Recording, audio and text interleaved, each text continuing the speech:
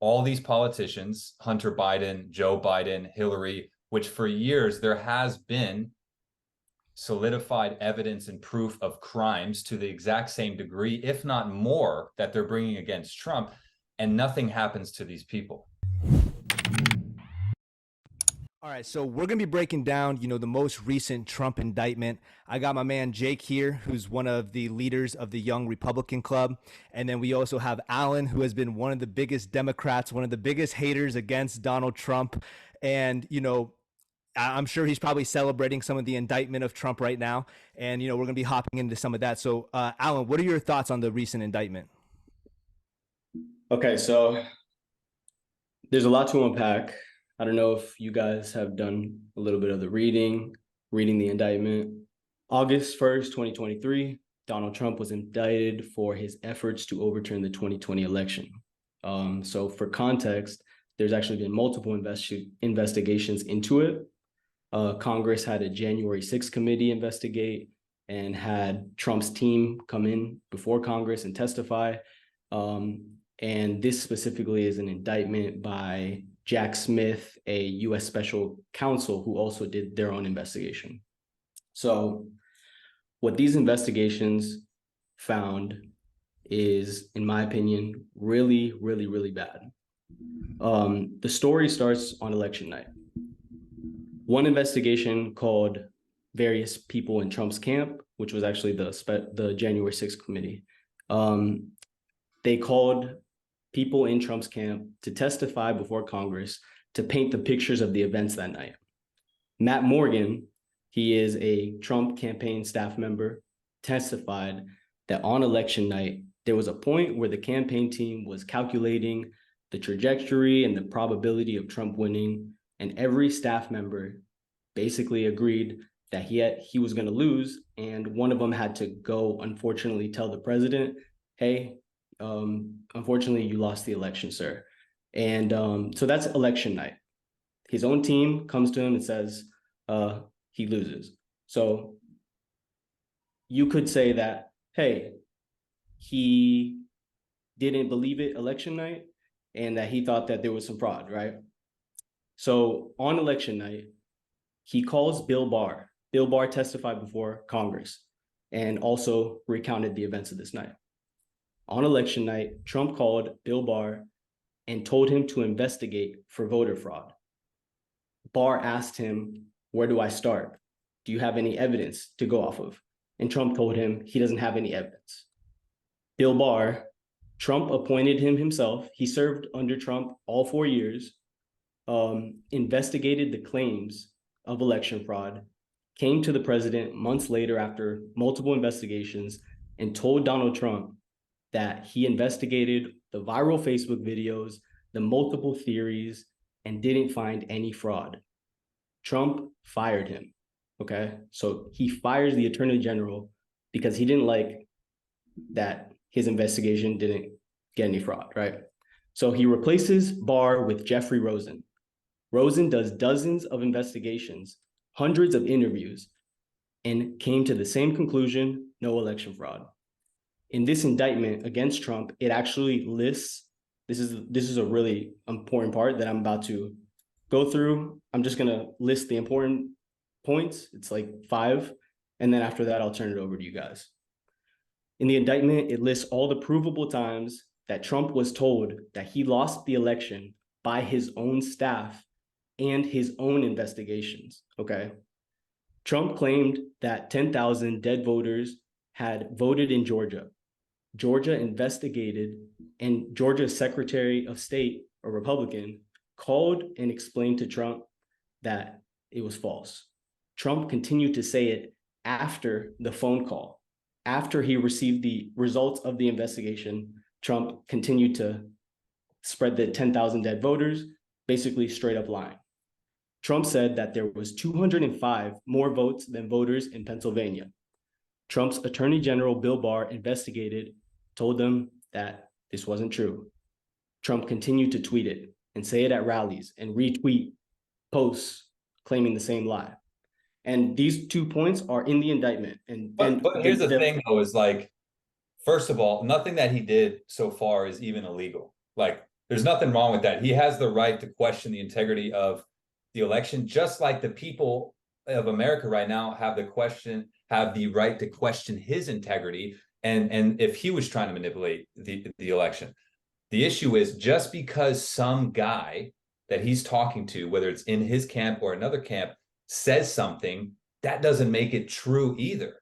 So, in my opinion, if one could argue that he's spreading fake news and misinformation by going to rallies and saying these numbers. The problem is there's no merit to if it's false or not, just because one guy said, I looked into it, this is false. Like, perfect. Just from an objective point of view. I like that. Okay, perfect. Like, it's perfect that you say that, because until someone comes with proof and shows like, hey, this is literally impossible, this did not happen, then he could have some. That's not how the burden of proof works. The burden of proof works by you making a claim. You don't just get to invent claims and make other people, hey, Cam, prove me wrong that Bigfoot isn't in the other room right now. The burden of proof lies on me to make the claim. If you make a claim, you have to prove it, not the other way around. You don't get to just make claims and have other people try to disprove them. That's not how the burden of proof works. But it's perfect that you said that, right? Because in the indictment, page 2, right away, I'm going to pull it up because I don't want to misquote it. Let me see. Let me make sure. What the hell is this shit? Oh, okay, right. Page 2. The defendant had a right, like every American, to speak publicly about the election and even to claim falsely that there had been outcome determinative fraud during the election and that he had won.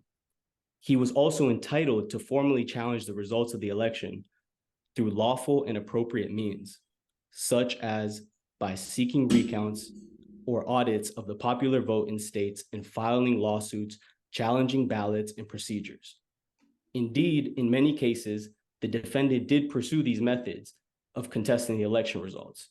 His efforts to change the outcome in any state through recounts, audits, or legal challenges were uniformly unsuccessful, right? So in the indictment, it says that he had the right to claim falsely whatever he wanted, right? The indictment is not for free speech. The indictment was for, I think he's being charged with conspiracy. So specifically, he went to block votes, apparently. Well, they have the fake electors that they wrote up, which has actually happened once before in like 1970 or something, So there is a precedent for this. He went and told Arizona and Georgia electives, hey, just in case, we win some of these trials, just in case, make some electors saying that Trump won, And I want to make something very clear, because I get tagged all the time. There is a Jake Hoffman who's a senator who is one of those electorates over in Arizona. And so anyone watching this, like, I'm not that guy. I just want everyone to be very clear about that. Jake. I get tagged all the time. I'm telling you, I've had like the Washington Post call me up, like all of these different people you'd think would like do their due diligence, but I get tagged all the time. They're like, Jake was a fake elect. Like I got a DM like yesterday telling me about how I need to go die and like I'm a fake electorate and like I'm gonna be a traitor, I'm going to prison. I'm like, I'm not the guy. I'm like, you're so stupid. And then they still get mad because like, oh, you're still a Republican. But anyway, you can keep going, Alan. I won't keep. I just want to make that very clear to anyone watching. Yo, I did not even know the guy's name was Jake Hoffman. That's hilarious. Oh yeah, there's a senator that's a fake elector. Yeah. And that was one of the guys in Arizona that basically. Okay, so basically that is what this indictment is about. It's not about the free speech element of it. For sure, yeah. Even though I just had to say that because you were bringing it up like it had some importance to the story. It has importance because in the context that when we talk about the election, a lot of people will say that there was fraud. So it is important to know that every investigation that Trump did himself, all his people came back and told him that there was no fraud, and he continued to say it. So yeah, I mean, so it's important because it's not even the free speech element. Okay, sure, you can lie to whoever you want, but it is important to go over all the investigations because it provides more foundation and context for why this was worse than what it really It's why it was bad that he went and told them, hey, make a fake, I'm not even going to call it fake, make an alternate elector where it says, but it was fake, obviously, but make an alternate electors that says that I win, just in case, whatever. And what they did with these electors, the fake electors, is he went to Mike Pence, okay? And this is where everything starts, it just gets worse and worse and worse. They take the fake electors to Mike Pence, and he tells Mike Pence that on January 6th, when, the ceremony of or the vice president certifying the election, instead of submitting the real electors, to submit the fake electors. And Mike Pence came out himself and told him, and now he's probably testifying as well. But he came out in an interview that I sent to Chris, earlier today, saying that, hey, I want to be very clear. So this is a direct quote from him. I want to be very clear. The president did not ask me to pause. The president asked me to submit the fake electors. And boom. So now all of these things together create the greater story, which is why this is bad, and that's just. And listen, I have a very different perspective on this than you might think, because the person that I am is like, I'm never gonna die on the denial hill. You know what I mean? So for me, it's like, did Trump do these things? It's very possible. It's likely, What I think the bigger question is, and the bigger point is the pick and choose issue, right? If you think that every politician or politicians in general could be clean and ethical and have morality and are straight edge, then you're just completely naive and you're just ignorant at that point. So and here's the thing. Do I think Trump did things that were illegal and not okay? Absolutely. I think he did. To what degree and what exactly, who knows? The issue is, right, if he really did do these things, you can't pick and choose and be like, oh, well, he should be exempt because I like Trump, or it's not fair. Like, whatever. Like, if he genuinely try to compromise the integrity of America and the voting process and the freedom to choose our leader, then sure, then he deserves it. My issue is the pick and choose thing. And it's so frustrating to see all these politicians, Hunter Biden, Joe Biden, Hillary, which for years there has been solidified evidence and proof of crimes to the exact same degree, if not more, that they're bringing against Trump, and nothing happens to these people. Nothing has ever happened. No one's been indicted. No one is facing 600 plus years of jail time, right? So that's my issue, is like, if you're going to go after one person for breaking the law, then you got to do it to everybody. That's just the truth.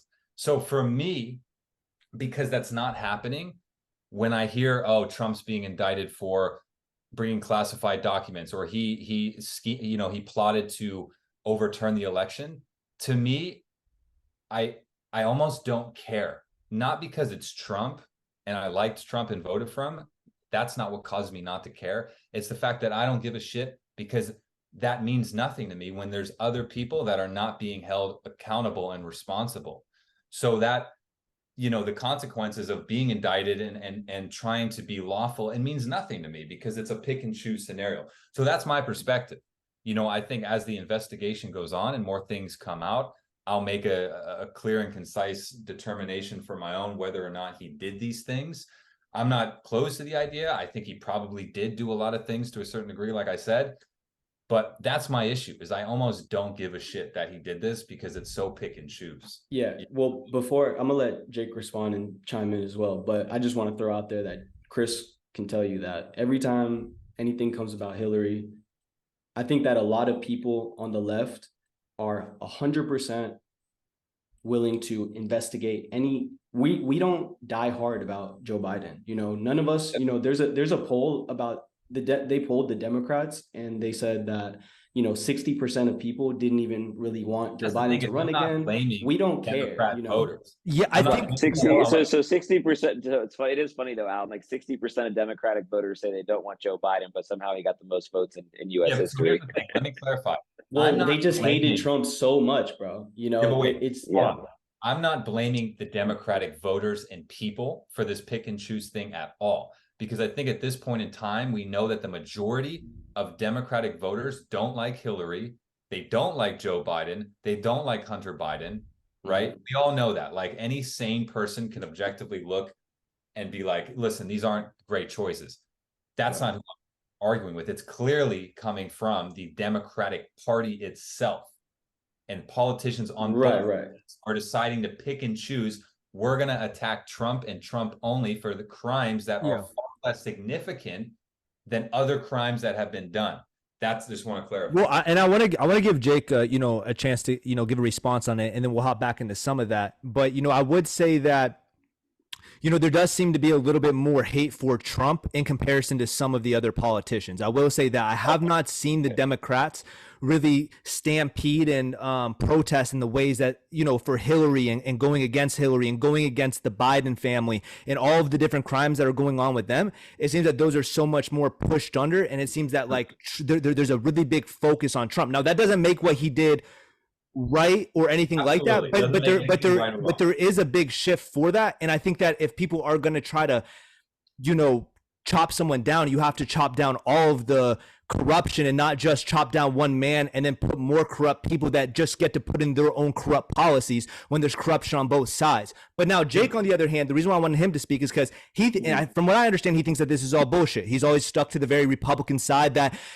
voter fraud, 100%, all of it's fake. Well, I want to clarify. I want to clarify because I do think that's a little bit of a mischaracterization. Look, when people ask me and talk about did Trump really lose, right? Did he lose fair and square and all of those things? I tell them all the time, Trump lost a year ahead of time, right? Like he lost 6 months ahead of time, losing in courts before the election, right? When we changed all of the laws in this country and voted, like legislatures in Pennsylvania voted to get rid of the voting laws that they had for hundreds of years so they can mail out ballots to everybody, right? So that they can pour millions and billions of dollars around the entire country into a voter outreach, get out the vote, where you're going and picking up all these ballots and dumping them into drop boxes and all of these different things, and you don't have clean voter rolls. Like we lost as Republicans. Trump lost months and months and months before the actual election took place, which is why you had such a high turnout, right? 81 million votes for Joe Biden. Trump had 70 something million. It's because of what we did in changing all the laws.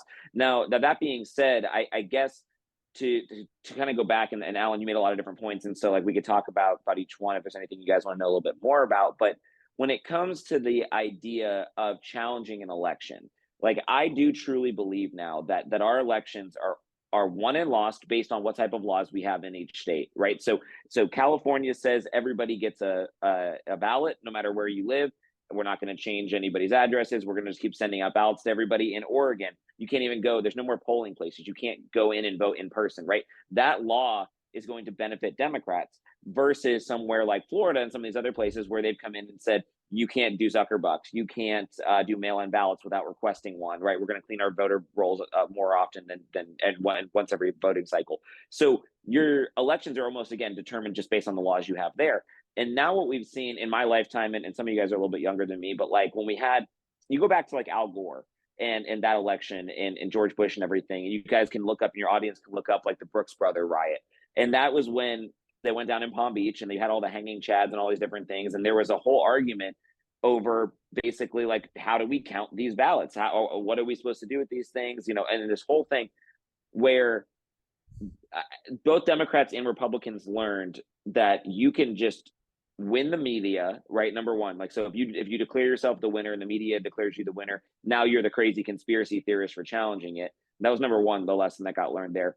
And number two is that you can win elections basically in courtrooms afterwards. And I think that is really problematic for our democracy and our republic that we have here in the United States, because what you end up getting is situations like this where now you're having very complicated 100, 200, 300-year-old legal theory where you're talking about, we have a set of electors that can go up there. And then, there's a lot of constitutional lawyers that would argue that that's totally legal, right? Like we have that within, our rights to do that kind of thing. And then there's other lawyers that would say, no, it's totally illegal. We can't do that. And then that would go all the way up to the Supreme Court and it would get argued. And that is how we're going to determine elections, I think, for like the foreseeable future, which is really a problem in this country, is that you realize that you can challenge, you can go into the legal field, and then you can fight this in a courtroom, and then based on who you appointed in a federal courtroom, and then also who you've appointed at the Supreme Court, you can get the result that you want to the party that you want. And so that's really, where my view of this whole situation is that, like, Trump was going through that process. He had already lost in court so many different times. The situation when it came all the way to January 6th, we were so far and beyond past the ability to rectify the problems that we had with that election. Mike Pence was this very like last Hail Mary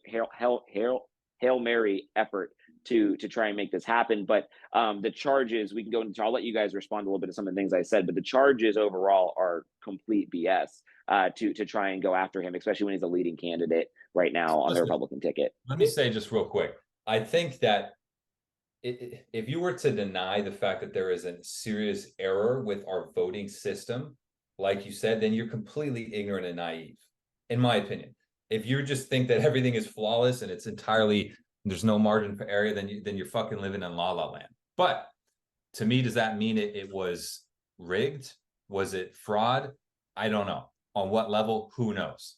And I don't think we'll ever really know, but regardless of what happened, it is a flawed system, and there is room for election fraud. So when people ask me all the time, they ask me all the time about the like was it stolen, right? Was it illegally stolen? And I always tell people, I'm like, it was legally stolen, right? Like that's but I don't know. You used to have, it's like you're changing the laws. You're changing the laws. You don't know. So, but the thing is, I do feel that you used to have the opinion that it was actual voters fraud from the actual Biden campaign, that they went and they skewered the things. Like I would say that, because I've always there's a difference. The definitions actually matter though. Like saying there is fraud means that, like, you're talking about fake ballots, like changing, like people talk about, like, right. But I'm saying, but I thought that you did have the opinion on the machines and stuff like that. No, I've always had the opinion that it has been legally taken, right? So you've sent out all of these ballots out to the world, and then you've paid supervisor of elections to go out and collect them. That's a system. That is where we've changed the laws. Where this is why Trump was losing all of these lawsuits along the way, is because it wasn't illegal for them to go collect all these ballots, right, that were out there. It wasn't illegal. If we go down this rabbit hole, the laws. If we go down this rabbit hole, the deeper question is, if it was stolen, who stole it? Was it deep state? Was it the Democratic Party? Was it Biden's campaign? Or was it just a bunch of... It wasn't stolen. Hold on. I got to... We gotta let Alan go real quick. Let Alan. Yeah. Was it just a bunch of pissed off liberals the reason shoving shit down a mailing box?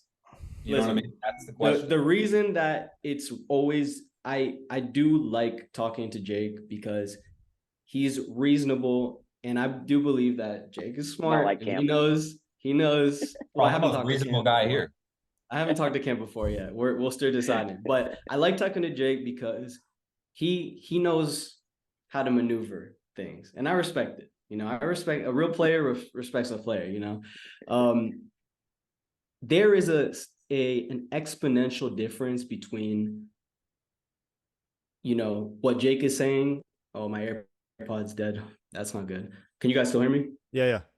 You hear us? Hello? Oh, fuck. Hold on. My AirPod died. All right. Well, so just to skip while Alan's getting his stuff together, if you go back and anyone who watches this can go back and read this article from Time Magazine. It's called how a secret cabal took the 2020 election. You can link it in this thing. And they literally come out word for word. It's a great article that explains exactly how the election was taken and how the operatives work and how they got people on phone calls. But can you guys hear me though? Yeah. We heard you the whole time. You can hear us. Yeah. Oh shit. Okay. My bad. Go ahead. So I won't go back. The thing that I wanted to say is that there is an exponential difference between what Jake is saying and Trump saying that there is 205,000 more votes than voters in Pennsylvania, which was investigated and wrong.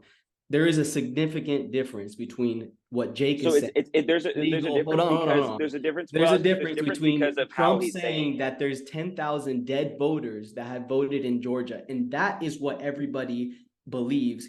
That's what he's spreading. He's not saying the perspective that you're saying, Jake. Well, no, so he is saying the same thing, but he's saying it much differently, right? So when he says there's 205,000, whatever it is, like extra voters in Pennsylvania, he's saying because the old law, again, this is what one of Trump's flaws is he speaks very simple to everybody, right? And he says they took it, they stole it, 205,000 more. What he needs to be saying is, well, the laws previously said you couldn't register like people on election day. Well, they decided to do that, and then they decided to keep counting days after the election, which would never be allowed, in history. And so that's where he comes up with these numbers. How about these ones? Okay, and so he doesn't go into detail about that. 10,000 dead voters had voted in Georgia, Trump said. Georgia is a red state. They didn't change any voting laws. They had a completely different voting laws in 2020. They investigated and told Trump that it was false, and Trump just continued to say it. We have the testimony of the date, but if you're questioning an entire election, why are you just going to go off the word of some state telling you, oh, we investigated? That's the whole point. It's like, bro, you're literally investigating and questioning the core of our democracy. So it's not far out there for him not to believe a state that's telling them they recounted or it's not true. There is countless examples. Okay. So after all of these investigations and Trump's own people telling him, this is over 60 court cases, lost every single one. Okay. Mm-hmm. This is, I think he tweeted a video of a polling station where a woman handed something to her daughter, right? And the video went viral because people were saying that the item was a USB with fake Biden votes. Okay. Somebody or the Michigan, whatever, investigated it. Turns out it was a mint. Okay. They did 3 hand recounts in Georgia. They did Arizona, a Republican-ran state, did hand recounts, multiple post-election accuracy. And so some of the problems, again, with every time. Every claim, every viral video. This is not about legal laws being changed. Well, no, it is though. It is. But hold on, wait, Jake, hold on, because they are two separate things, and I do want to say that, like, I do remember, like, when it was all going down, there was the videos of like boxes going underneath of the desk and stuff like that, and this was what wasn't investigated, and originally the Republican Party was arguing that Trump really. Or that, Trump was saying that Biden was doing all these scandalous things. And, I don't want to get into the conversation of necessarily just yet about, how other ways the election can be stolen. We're talking about direct stealing of the election. Jake, 2,000 mules. Yeah. So Jake, what are your thoughts on that? The actual stealing of the election. We can get into the laws and media and how those took place inside the election, how those. But it's understanding the word steal, right? Like it means different things to different people, right? There are people that believe that they were putting like fake ballots and things like that. Again, like where I stand on this, where I stand on this is the fact that, like, again, you're talking about a situation where you changed laws, and so that is why somebody comes out and says, well, you shouldn't have counted these 10,000 ballots, you shouldn't have counted these 100,000 ballots, because they were counted after the night of the election, and usually in law you would stop counting, right? Or it was the same situation where they allowed people to register on voter day, no voter ID, those kinds of things. Like, and so now, no, you can recount those over and over and over and over again, but every time you recount them, you're going to get the same number, because you have now mixed in ballots that should not have been counted in the first place. And that has been the argument from Trump. And again, it's not articulated well because it doesn't fit in stop the steal, like in 3 words, right? Because like that, and then steal means a lot of different things to a lot of different people. I think it's more plausible that the election was legally stolen by a flawed, bad system that allowed for a lot of mishaps and things to happen than a tinfoil approach of like, oh, the deep state and the Biden's fucking campaign hired people to go do things. Like, because for me, if you go down that rabbit hole of truly thinking that you have no say in the democracy and that the elites can literally rig an election, that's a really depressing rabbit hole to go down. Because if I live in that depressing rabbit hole, then it's like, what is the point of anything? What's the point of anything? That's why it's so important. That's why it's so frustrating that we can't talk about it. For how many years have we never been able to have this podcast, right? Where you talk about, you have a conversation about this, right? It was banned for years on YouTube. The minute you put this kind of stuff on there, you can't talk about it anymore. You're banned, you're cut off YouTube. So like, there's something to that. There's a reason why. And again, I think that like, there can be a very philosophical argument as to, whether Mike Pence should have stopped it or not stopped it. And then I go back and forth in my head, well, based on a series of events that led up to that moment, like, let's say he actually did say, hey, we're not going to certify the results of the election. There was enough evidence, blah, blah, blah, blah, blah. We're going to have to redo it, right? Or something like that. Like, what ends up happening there is the country is thrown into chaos, right? The country is thrown into a point where now they have to deal with congressional investigations, and then it has to go into probably up to the Supreme Court and all these other things. It does fundamentally rock and shake the republic as a whole. So, like, Sure. That's kind of goes to the indictment stuff, but like, it's not like nothing that Trump did was indictable, like, from all of this stuff, like this idea that he told them to storm the Capitol and things like that. Like, you're basically first of all, that's vice completely president false. He never incited a riot or violence on the Capitol, and that's just factually true. Yeah, well, I mean, that there's a lot for Alan to have to unravel on some of the things, but like, Alan, one question I have though is, do you, like, when you look at it from both perspectives, is it not weird? Like, why would we ever want there to be looser credentials for what it takes to be able to make a vote? So for those states that did make it a little bit looser, for me, I do find that uncomfortable. I feel a little bit uncomfortable. Why make things looser? Jake's example was California. California is just a blue state. It's always been a blue state. Most registered Republicans in any state in the country. Huh? I said it has the most Republican registered voters in any state in the country. Oh shit, I didn't know that. Yeah. But so essentially what you're saying, you're asking me the question that, well, like, Alan, do you agree that in some states that they want to allow being able to vote without identification because it's racist? What I'm saying, anything that's... Do you agree that it is sus? Like, that's not... Yeah, I don't agree with not voting without identification. Yeah, right. So I think what ultimately we're saying is, like, where I stand is, like, I don't really know if the election was stolen or not. I don't know. Like I said, I try not to go down the rabbit hole of thinking that elites rigged the election, because that's a depressing tinfoil hole that I don't want to go down. I think that it allowed for things to go wrong, but I think all we're just saying is like, regardless of what happened, the system is flawed. It's super flawed. And whatever side you're on, you should be able to see, like, hey, man, the system's flawed, whether it was rigged or not. And it needs to be... Chris, did you... So that it maybe in the future, a legitimate fraud could be avoided. Yeah. And Chris, did you see, there's a video that I sent Chris, I don't know if we can play it or not, where it's all of the Hollywood elites coming out in 2016 and telling the Republican Party that they cannot elect Trump, that they have the power as the electors, like we're talking about here, to not vote for Trump, even though the states voted for Trump, even though he won the primary. They were trying to actually pull the exact same thing and say, do not use your elector vote to vote for Donald Trump, anybody else but Trump.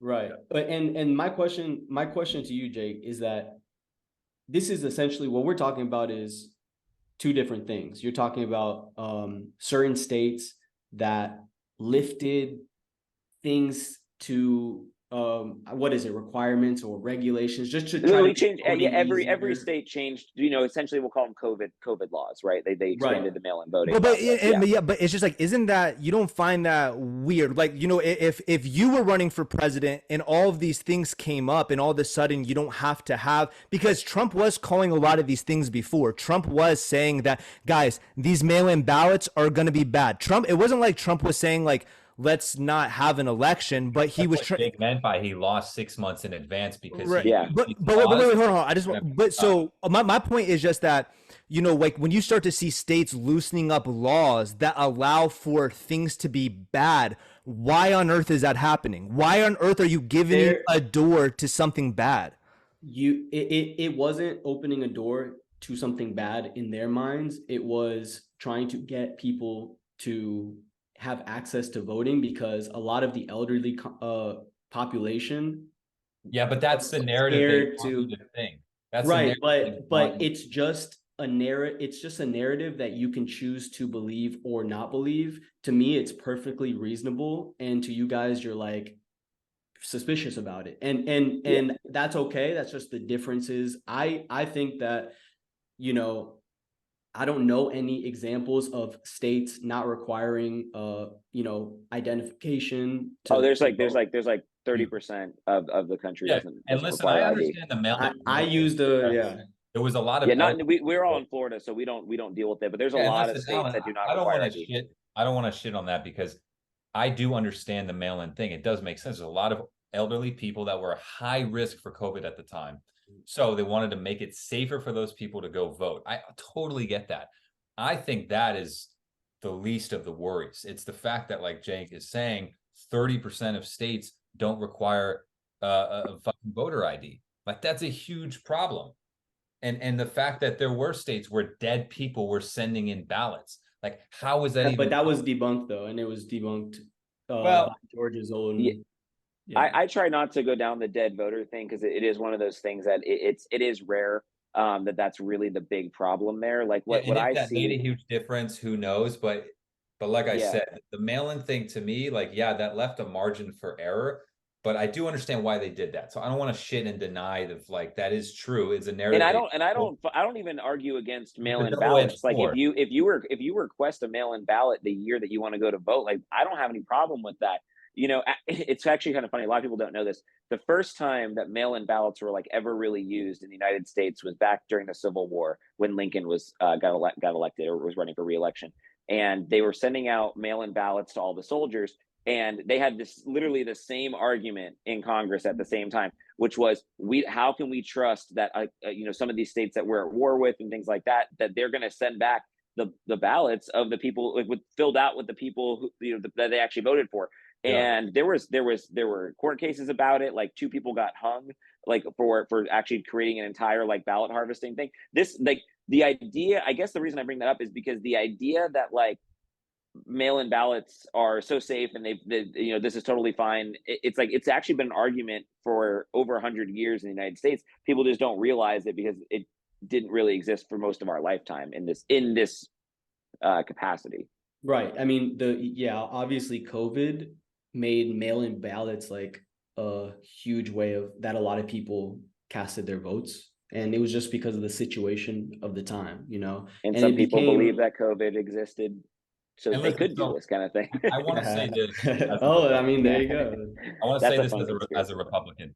I think, and I can speak for a lot of Republicans, the way Trump went out, it left a bad taste in my mouth, and I think with a lot of other people as well, because a lot of people like myself who weren't really convinced that it was stolen by the elites and weren't really convinced, it turned us off from Trump for a while. And I think he went out bad. I think he was down bad. I get his point of view. He truly thought it was rigged, so he was doubling down and going full speed.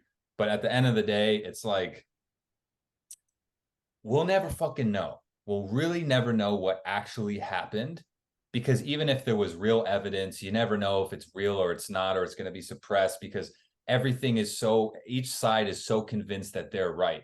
I think the only thing we can do is try to get enough sane and analytical minds to look at it objectively and be like, okay, how do we actually put in place a proper voting system that will prevent any manipulation or tampering from both sides, from a salty guy who lost and is trying to overturn it, and from a side that is trying to prevent somebody from winning. It should be. So Cam, what's interesting? What's interesting about that is that, like, I think from a Republican side, like, you tend to hear it like Democrats are the only ones that cheat. Like, I truly believe that if you are a Republican state with like Republican control, like, they're not immune to doing the exact same things, right? Like, like I don't trust a lot of the Republican states in the way that they conduct their elections. And politics is played, Jake. And that's what I said earlier. You're that's the thing. Ignorant and naive if you think politicians have some high sense of morality and ethics on both sides. No, and that's why, and that there's a reason why there's such an aggression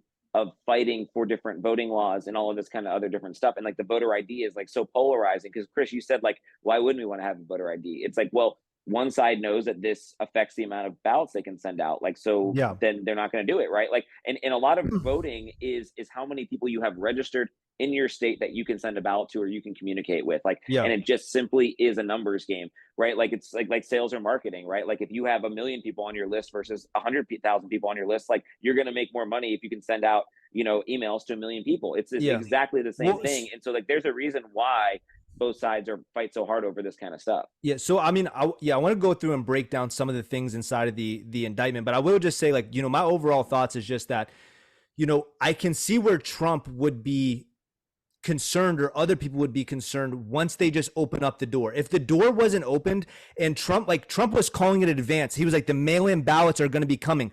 And then we actually saw it take place. We actually saw what happened with the mail-in ballots, and there just wouldn't be as much controversy or any of those things. And I just feel like when you open up something that weird where you don't need identification or something like that, it's just like, to not look into that and say that could be fraud, I think would be even more outrageous. It's just, dude, like, we're not the top politicians in the world. It doesn't take a genius to understand that that's dangerous. That's bad.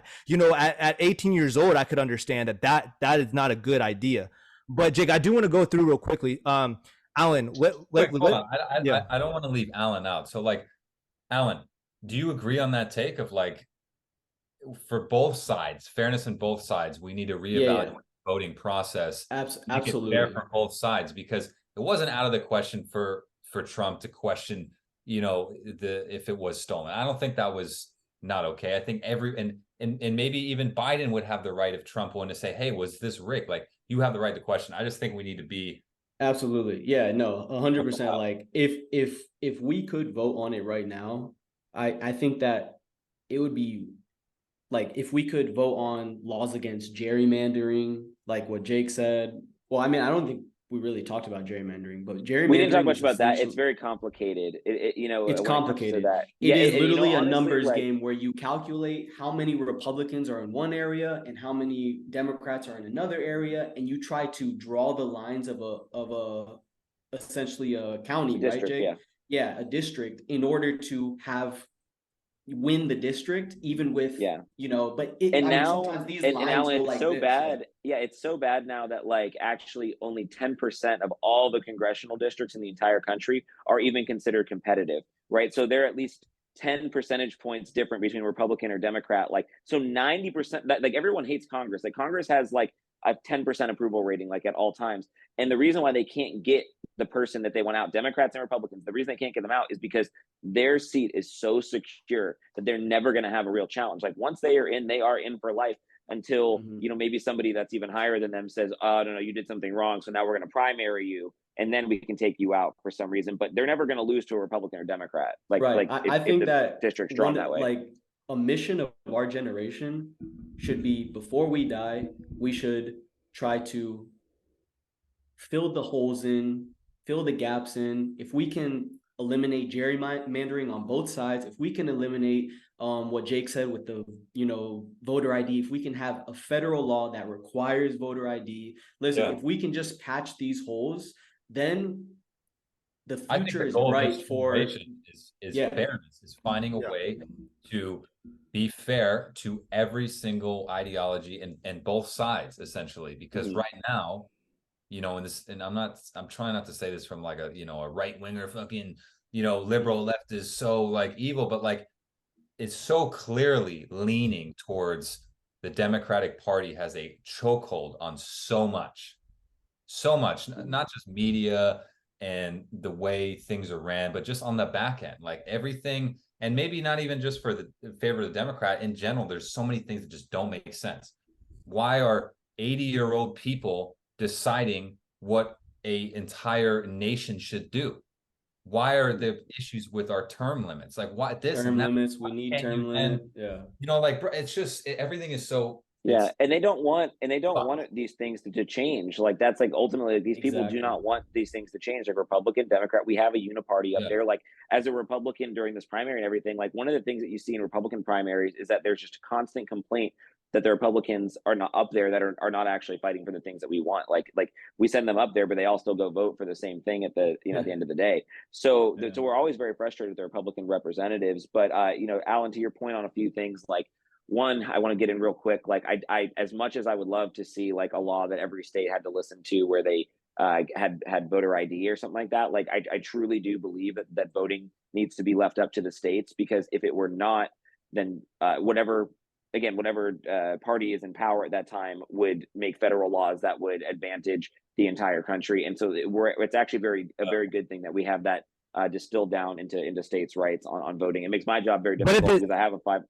But at how would we fix the issue? How would you suggest that we fix it? It's a state by state issue. It's a state by state issue, and each one needs to do it and dig through their legislature. But at the same time, you can make the argument that each state at the same time tends to lean to one side. You have red states, you have blue states. So now you can have people that are kind of doing dishonest things inside of it. I think it more so comes down to something that's almost like constitutional to what actually needs to be stated and how these elections need to be ran. Whether that's, let's say you're doing voter ID. I mean, we have technology. Come on. Every single person could easily hop on Zoom, make a vote, have their face recorded, and every single person that votes could be recorded and done, whatever it takes.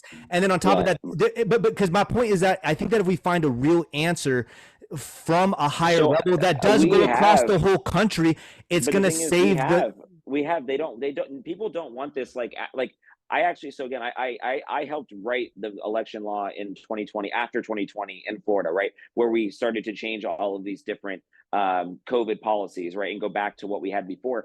And I can tell you that in that, I wanted to have a blockchain exploratory committee that would go in and they would do exactly what you said, Chris. Like every single vote is attached to a blockchain. You can't hack it. It's timestamped. It's attached to someone's ID, like all of these kind of things. We have the technology to do it. It's not 100% perfect, but we have and that got scrapped. Even from a Republican side, I just found out today that actually a bill that I want to get pushed through where we get rid of like any American or non-American made software in our voting machines, right? Like and companies that are not owned by America. Like we have every voting machine in this country has software in it, and you understand this, Chris. Like the tech stack that goes in behind a voting machine, right? Like from the antivirus to the, all of these different things, like they're not American companies that are all up and down. It's actually all proprietary. It's all secret. And so like, that's a problem. And the Republicans don't want to change that either, because again, in the state that they're in, it's advantage. And so I can guarantee you that this bill that I want to see done in Florida is going to end up failing.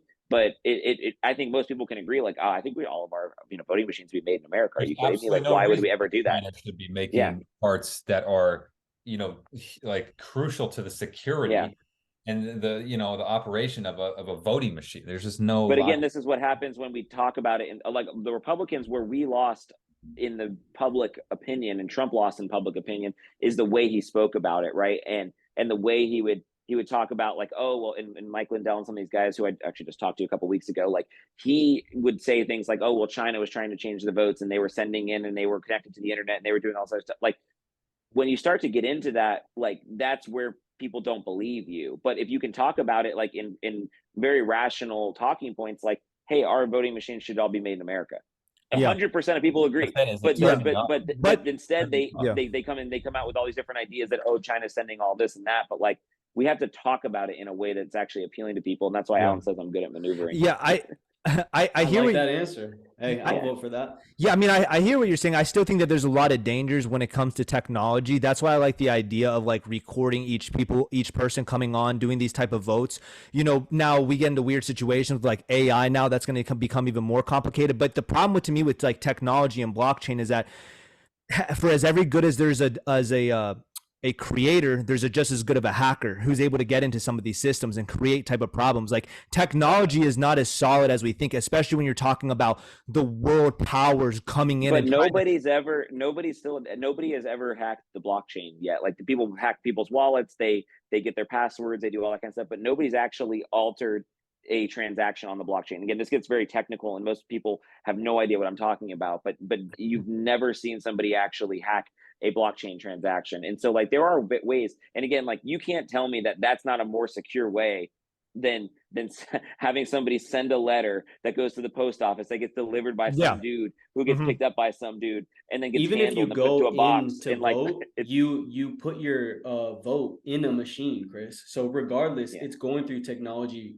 Even if you go in, write your vote, you put it into a machine that counts it. So Jake's idea is it's a step up from I do agree with that. My point to the technology is that, like you said, we did have the technology on these machines, but even that was refuted and debated because, people felt that the technology was messed up. So my whole point is just that I almost find the more simple that we can get while also making it extremely secure are the best of both worlds. I think the more complicated it gets, the more able it is to be hacked and weird things start to happen, you know.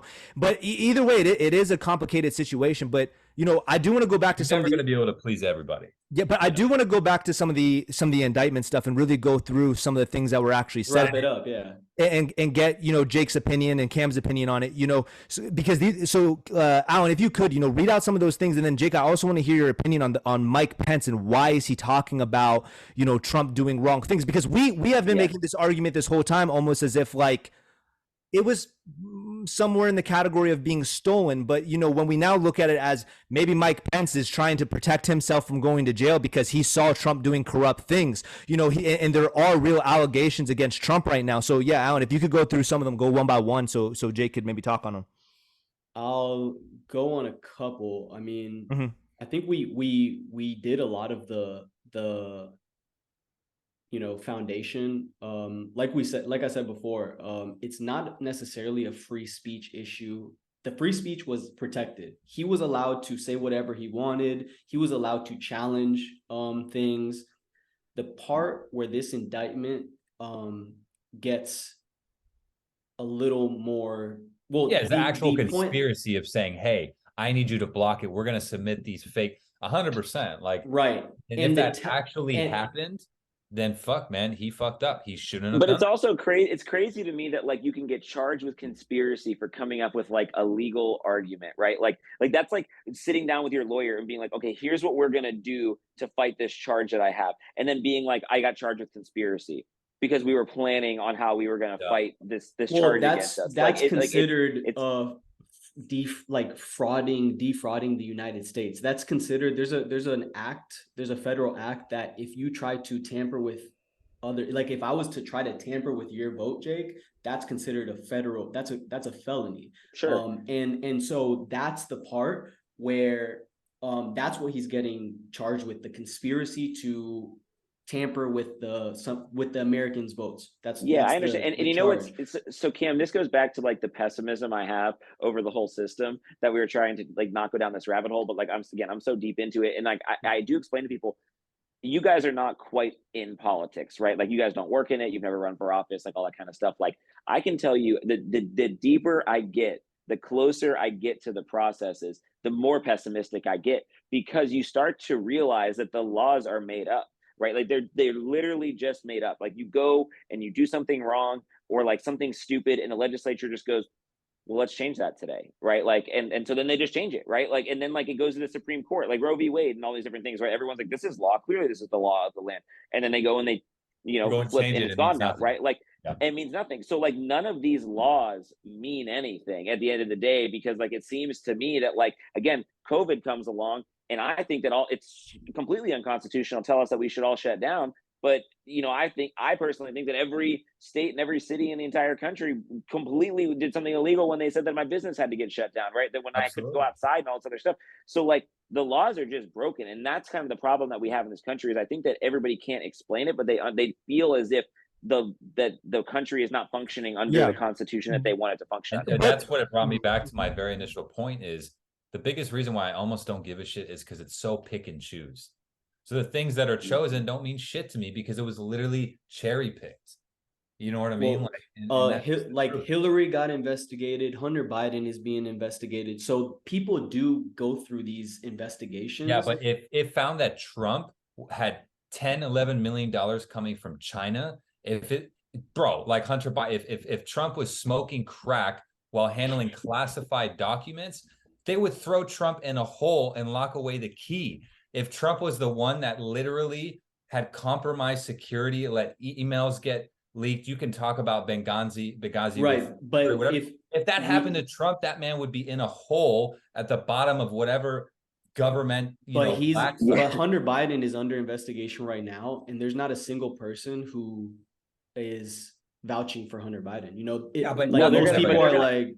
He's not going to be indicted. nothing's same ever going to happen time, to that guy. exactly, that nobody feels like anything's going to actually happen to Hunter Biden. Like, you can question people and you can bring them in front of Congress and you can like spank them publicly on TV and stuff like that, but like that's not actual indictment. Like, look at Sam Bankman-Fried. He's the perfect example because he's the one that funded the midterm election with all this stolen FTX money. Well, you give hundreds of millions of dollars to every politician in Washington, Republican and Democrat, a lot of Democrat, but both.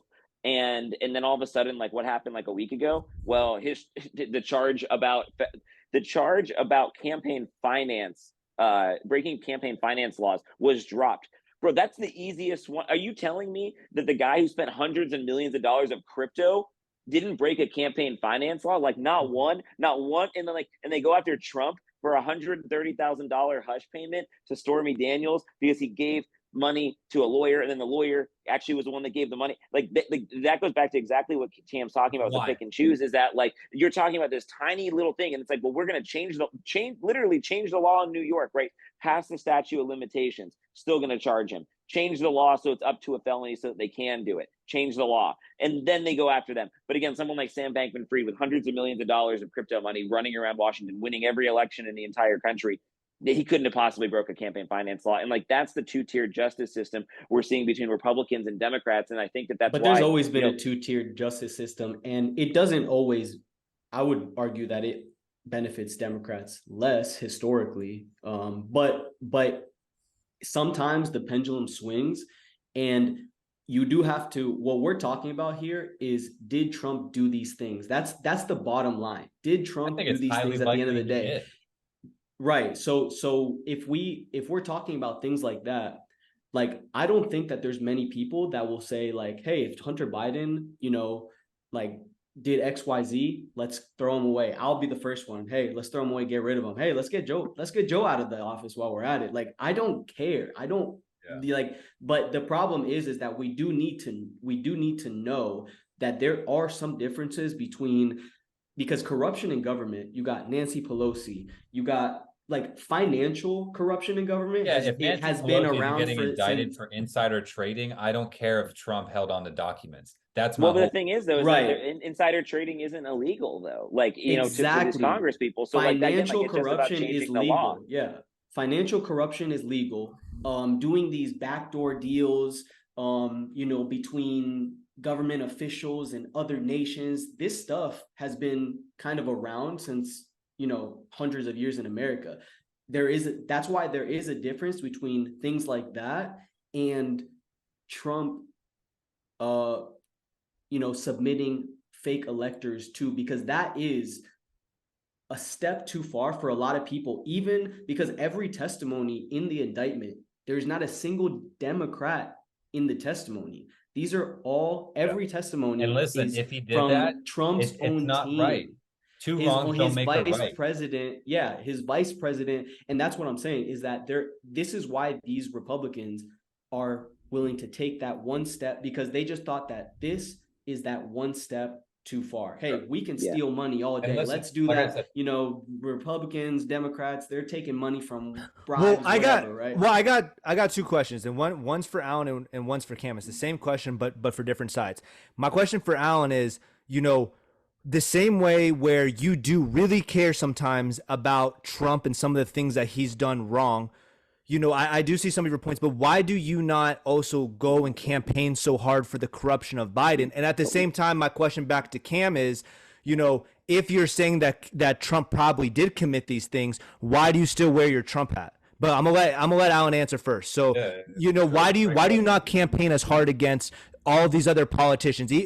Because people, it's not just all my tweets are like, if you look at my social media, I am basically constantly tweeting about how we need better options than Biden.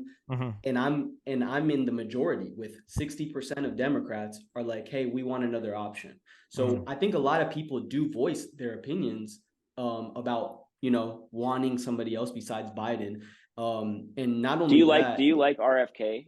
Alan? I love RFK. Hold on, let's get there afterwards. I was just curious. Let me answer, and then I want to talk about RFK. Okay, let's go. So Alan, is that pretty much your answer?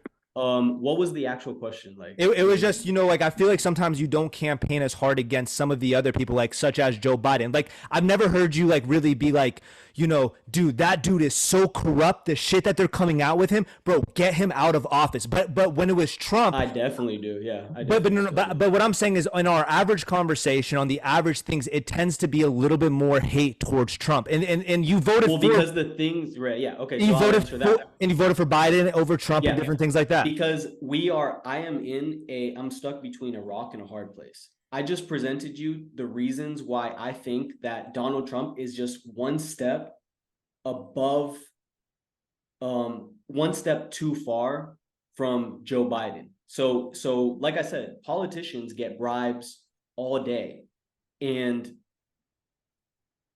Donald Trump took it one step too far that makes it inconceivable for me to be able to support him in any way, with So listen, how, yeah. here's my opposing view, right? I think if any Republican sits here and say, you know what, it's okay if Trump did something illegal and they try and justify it, then you're a hypocrite. Because if you were probably cheering when he said, hey, Hillary, you belong in jail, but now you're okay with Trump doing, you're a hypocrite. So as somebody who voted for Trump, it is disappointing that he would do something like that, right? So I'm going to say, I don't know. We don't know yet for sure what's going to happen or who did what. I haven't really made a decision, but regardless, I'm disappointed.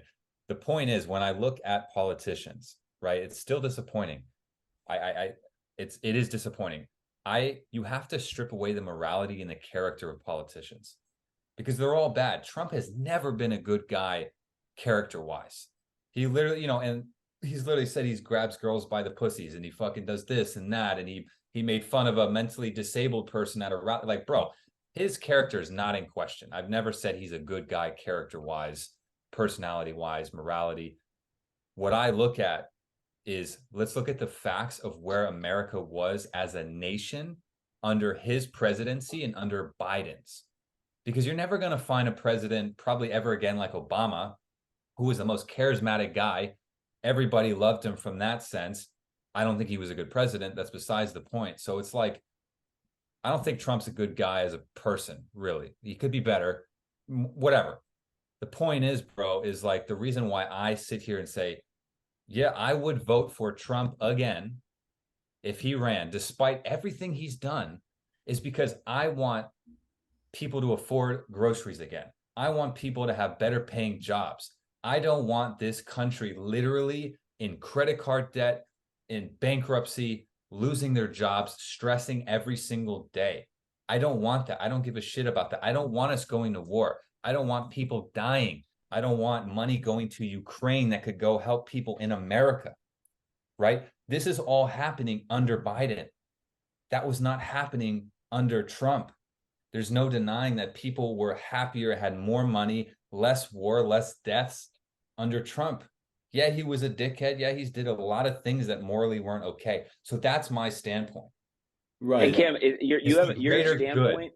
Your standpoint is an argument for people who have like that type of logical brain, right? That can separate the emotions that come with hearing something from somebody and then not liking him versus like policy. But the vast majority of this country does vote based on their emotional appeal, right? Do I like this person? Do I not like this person? But that's something. It's a huge problem. But that's why Biden was elected. Is it was an emotional based election of so many people hated Trump as a person, did not care to realize, oh, hey, gas is low. I can afford groceries. People aren't dying overseas. Instead, they're like, I hate Trump.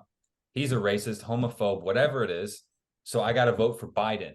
And then those people are now laying in the grave they dug from an emotional based decision that they made for voting for Joe Biden, And I think that's a reasonable, and I would agree on the other side that if there was a person that that was a big meanie head or whatever, like, but they aligned with me with all my, views of where I think the country should go, I would disregard every, mean thing. But I still look at all the stats and the bills passed And I am still on the side that at the end of the day, I would have to go with Biden again, because I am a progressive. I have certain views that that just align more. And I respect you guys, that you guys, your morals or the ideas that you want for the country are just more aligned with. And listen, that's a Trump. whole conversation we could have another time, but let me just ask you quickly, do you not agree that economically we are in a terrible place right now under the Biden administration? Economically, how?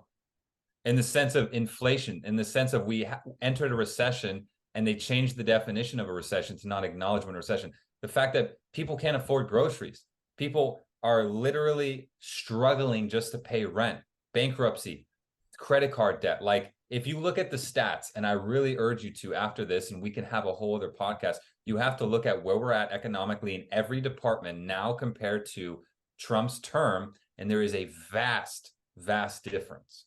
So I'll answer a few of yours, right? So inflation, number one, inflation after the pandemic went up worldwide. And not only that, it's mostly controlled by the Federal Reserve. A president, whether it's Trump or Biden, really maybe plays a very minor role on whether inflation is up or down. But inflation is now down back to almost normal levels. And that's not necessarily something to credit Biden for, because at the end of the day, like I said, it's mostly Federal Reserve based, but it is down. So unemployment, I actually have some stats right here. Unemployment right now is 3.4%. And under Trump, his lowest was 4.5. And that was even before the pandemic. He ended with a 6.3. So unemployment under Biden is lower statistically. I hate all of these stats so much. Like, I'm not. I hate them too. Like, I don't like these metrics. They're all the way that they calculate these things are totally fake. Like, they're completely made up. Like, so inflation, right? Like Cam will talk a little bit about that. Like with changing the formula for it. We changed the formula for inflation 10 years ago or 15 years ago. Inflation there's actually a website out there you can calculate inflation under the old calculation. It was like 15-20% at the highest, right? And you're right, Alan, when you talk about the Federal Reserve. Well, the Federal Reserve is part of that, but at the same time, Congress voted in $5 trillion of money print, right, during COVID, and that was under Trump. So, like, Trump's responsible for the inflation the same way that Biden's responsible for the inflation, because they're all voting to print more money, and they just keep printing more money, and that's like the basic economics, and like people don't want to acknowledge that, but that's how it all happened. It's not complicated. And then with unemployment, exactly. Like, you just get, like, they just give up on people in the unemployment stats if they decide, like, you're not trying for a job anymore, right? Like, they just, like, take you off the list, and you're like, really? That's how we do it? Like, the people will quote, like, the consumer goods index, like, to talk about, like, how much, like, things are going up or down and how bad's inflation, all this other stuff. But they do it by sending people in with a fucking notepad into stores and doing, like, surveys of, like, the cashiers and stuff, where they're like, how much is it? And, like, really, that's how we calculate it in 2023. Like, the stats are so bad that we use to, like, not just make arguments, but, like, because not just you, the metrics don't reflect American lives. Whether that's what I'm saying is the metrics don't reflect my neighbor, me, the people I see on a daily basis who have trouble with every single aspect. And it also runs so much deeper. I understand that, but I was just using the metrics that you provided, like the unemployment. And I understand, but you have to look at everything, because there's so many different metrics to look at. And you can look at the metrics, but then you can also just walk outside and metrics are a hard thing, though, because now we just start to throw away people's arguments on both sides. Like, if Jake came with some Republican statistics, we would say your stats aren't real, and Republicans are going to come with their own stats. But then Jake's right. But then Cam, where do you come up with the idea then that it is worse? Are all of your friends unemployed all of a sudden? Where are you? With my eyes, when I see that the housing market is fucking insane. No one can afford a house. The interest rates are up. There's people unemployed. There's people not making enough money. The grocery store shit I used to buy is now twice as expensive. on a business side, a lot of companies don't have the budgets they used to have. Nobody has the money that they have to want to spend.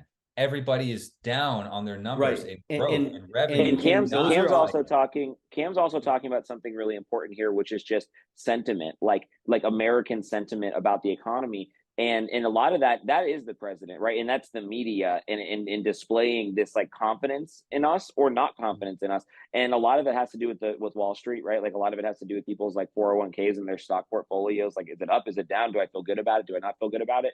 Was money printed for me this month, right? Did somebody give me checks? Like those kinds of things like change people's sentiment on like, are we in a good economy or bad economy? And then it's a self-fulfilling thing, because when you start feeling like, oh man, it's like, I don't know what's going on right now. Like the whole world's at war, turmoil, this, that, like, Dude, I can't spend my own money right now. Up. My home insurance went up. Car insurance went up. I could sit here and list 30 fucking things on a daily basis. And I think that it's important. Yeah. And I agree with you, because I share all those same sentiments.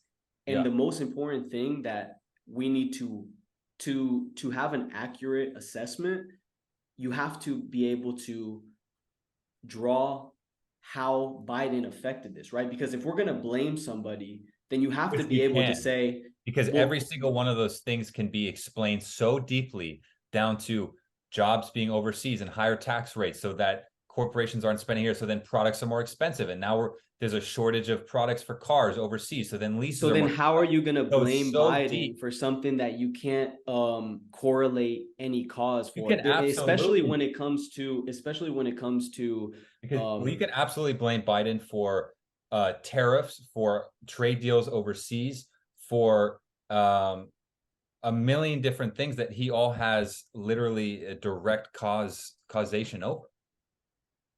Right? Like, so if we're getting screwed on tariffs, if we're getting screwed on trade deals that are making parts and cars more expensive and harder to get, and this and that, and there's a shortage, and we're getting leveraged, and then therefore it's more expensive. The car shortage was due to chips, and Biden passed the CHIPS Act. So the car shortage was directly because of car chips. That was one. Yeah, there was a shortage of car chips overseas, 100%. But that's not the only reason that cars are more expensive. And that's not so, Chris. Just to bring this back, because I think we could probably go hours on the economy side to things like that. And I know we're talking about January 6th and the indictment and like all that kind of stuff. So like, I guess like I just want to give a final statement, right? And maybe this is like the only clip I'll end up taking out of the whole thing, but like my overall feeling on like where we are with this indictment, like what January 6th was, what it meant for the country, is I want people to go back and I want them to look up the Reichstag fires in Germany, right? For 6 years now, every Democrat has called Trump Hitler. So what did they do? They crafted a plan. The feds crafted a plan. Nancy Pelosi crafted a plan. The Capitol Police were in on it. And then they allowed all of these people to rush the Capitol, in which they were able to now blame Donald Trump for, which is exactly what they did to Hitler, right? So it's exactly the same playbook. And now they are indicting him to put him in jail. They did the same thing. Hitler went to jail, and then he actually got out and then ended up winning. And that's when like all of the Holocaust happened. So I try not to compare them too heavily for too long, but it's the same Trump is like Hitler, essentially. But I will say that, but it's the exact same playbook. Like, do I think that Trump is Hitler? No, but I think that they're using, because they believe so deeply that he is Hitler, that they are using the exact same playbook that Germany used against Hitler in the party that he represented, and it's like to the T, exactly the exact same thing. Well, that's actually a little contradictory, because Democrats were screaming BS from the very beginning. So you can't BS about what? About what? About the voter fraud. So the entire election fraud was called the big lie. Everybody, every Democrat was like, hey, this is BS. So how could you can't, that takes a lot of like logical leaps of like being like, hey, they set Donald Trump up. Hey, they told him to tweet this at this time. No, not all of those things. I'm talking strictly about like storming the Capitol and everything like that. Like they were aware for months that January 6th was going to happen. I think I talked about a little bit on the last podcast about how everybody thought that they were just going up for a party and a march and this and that. And then so when, your political opponents see that and they go, oh my gosh, we have the ability to literally brand every Republican in this country as the devil and they're all insurrectionists, and we can put them all in jail, and we can prevent them from ever rising up ever again because they know that they're going to get the January 6th treatment. That is an opportune moment for the Democratic Party and these people to lead them into the Capitol for exactly that reason. Boys, real quick, I gotta go. Peace. I enjoyed talking. Let me hop in the next one. Let's do this again. Yeah, let's do this Yeah. again. All right, Cam, we'll let you go. Right, see you later. Alan, you're welcome to have your last final statement if you want, and then I know that we've gone pretty long already. I basically think we had a good discussion on all fronts. I don't really have any closing statements. If I want to wrap up the indictment, I guess. I don't know, Chris. Do you want to say anything to wrap it up? Yeah, I mean, I think the biggest thing is for me is that I think that there were sketchy things that took place along the way, such as allowing there to be some loose ends when it comes to voting, not needing voter ID and all of these things. But I also think that I don't know if they needed to actually physically steal the election in that way because they had the media behind them. That was something that we didn't hop into too much, but you did have every single news station in the world at that time, going against Trump. They had, when you look at some of the riots that were taking place, we can say that it was caused by Trump, but it doesn't take, a genius to realize that if you keep on filming and you keep on posting these riots, you're going to create more riots and you're going to create people that want to be part of these movements. And it was through the media, like whether people want to call Trump dangerous, you also have to call the media dangerous because they were focusing on these things and they were watching it grow through that happening.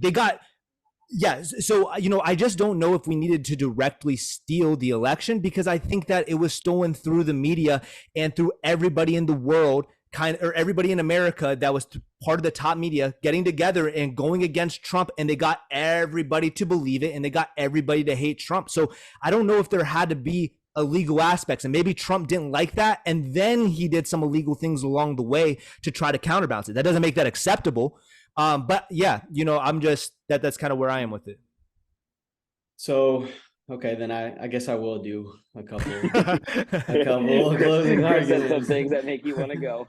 Oh yeah, just to wrap it up. I guess the first thing is that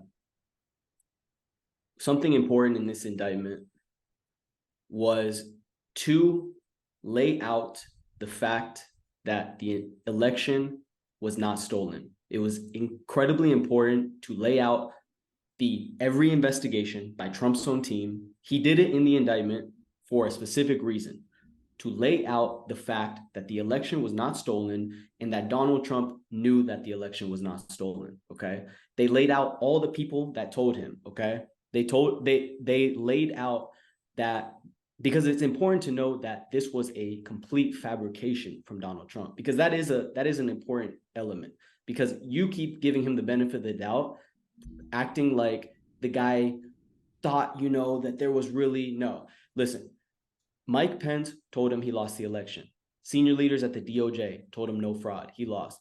His national director of intelligence, all Republicans, all people that worked for him for 4 years, they all investigated. They all told him there was no fraud. Okay. So this is different than what Jake said about, maybe stealing it through the media, maybe stealing it through, legal, changing laws and stuff. Right. This is a 180-degree turn from saying that 10,000 dead voters voted in Georgia, in a Republican state, right? Mm-hmm. That's completely different than saying that, hey, because what Jake is saying is reasonable. Hey, that states change, laws and whatever, that is not what Donald Trump is saying. And that's why the indictment lays it out. The indictment is not saying anything about, taking it to court, the lawful ways that Donald Trump challenged it, right? The indictment lays out flat. Trump said that there was 10,000 dead voters that voted in Georgia.